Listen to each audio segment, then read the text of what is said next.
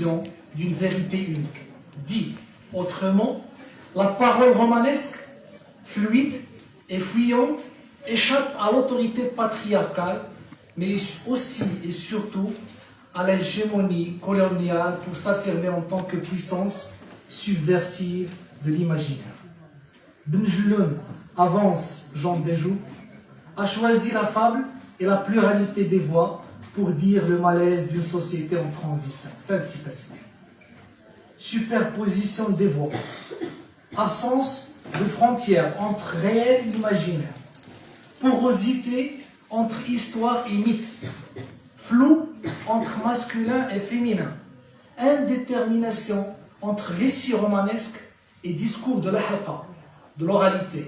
En voici les éléments clés qui constituent le cœur battant d'une lecture postcoloniale du texte.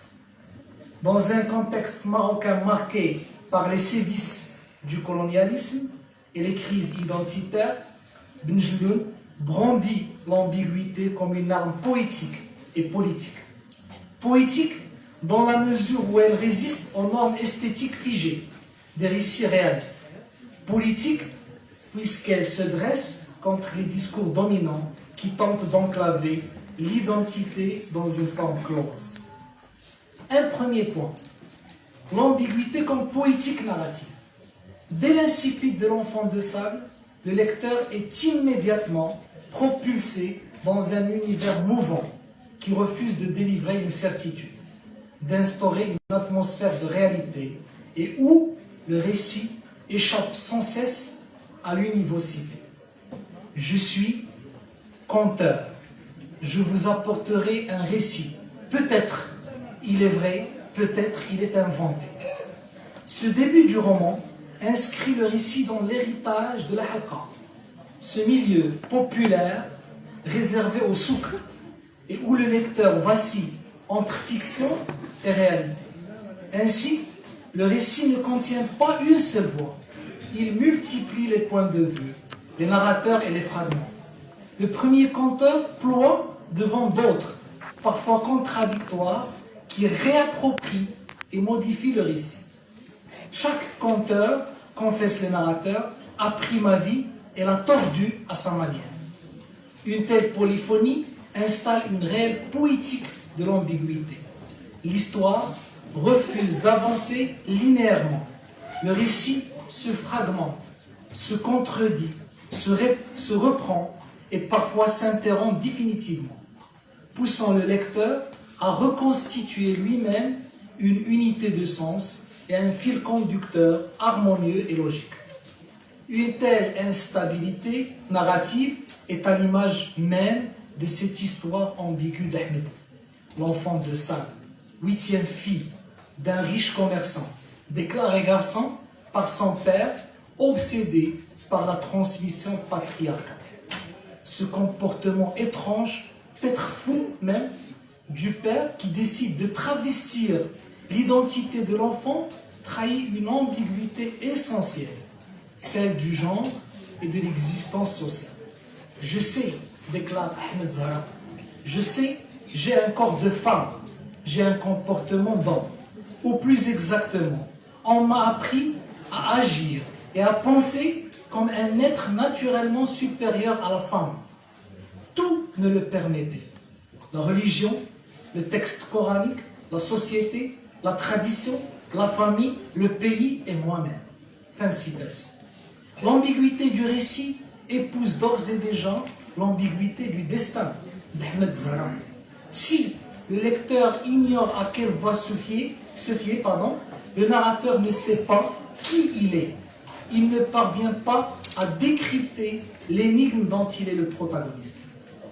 Il assume son instabilité existentielle qui demeure implicite dans le titre du roman.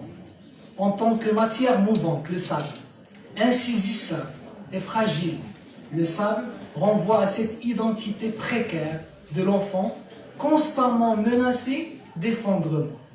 L'existence d'Ahmed Zahra n'a pas d'assise solide.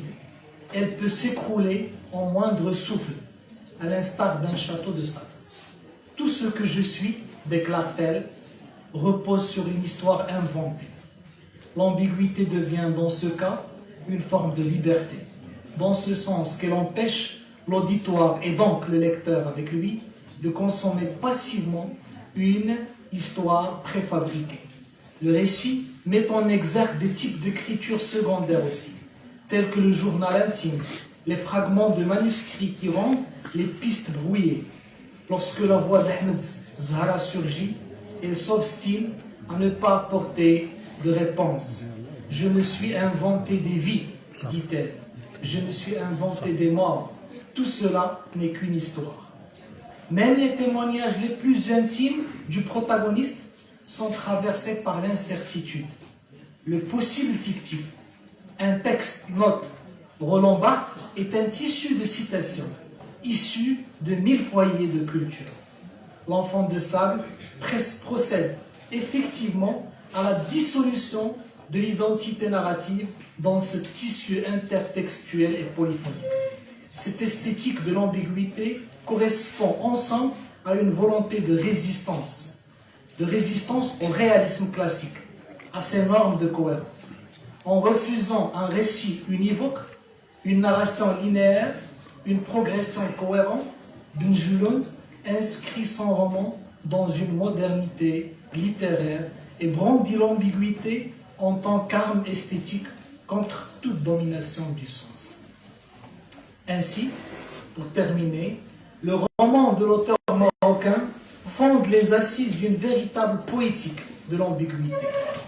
Polyphonie des voix, indétermination des récits, discontinuité de la narration, rupture sémantique, instabilité identitaire du personnage principal, autant d'éléments qui mettent en crise le rapport entre le texte et le lecteur, entre le sujet et l'identité, entre la tradition et la modernité.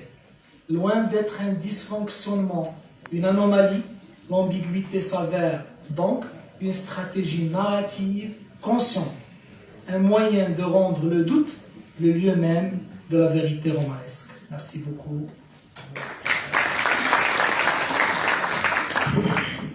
Merci beaucoup. Merci beaucoup, Sylvain Julioun, pour avoir d'abord respecté le temps. Et merci pour ce moment vraiment très inspirant. Ce que j'ai surtout retenu, c'est que l'ambiguïté n'est pas un simple procédé esthétique, mais c'est un acte de résistance. Et loin donc d'avoir uniquement cette portée poétique, il a une portée politique. Et voilà, merci beaucoup. Et donc, sans transition, je passe la parole à Ibrahim, c'est ça?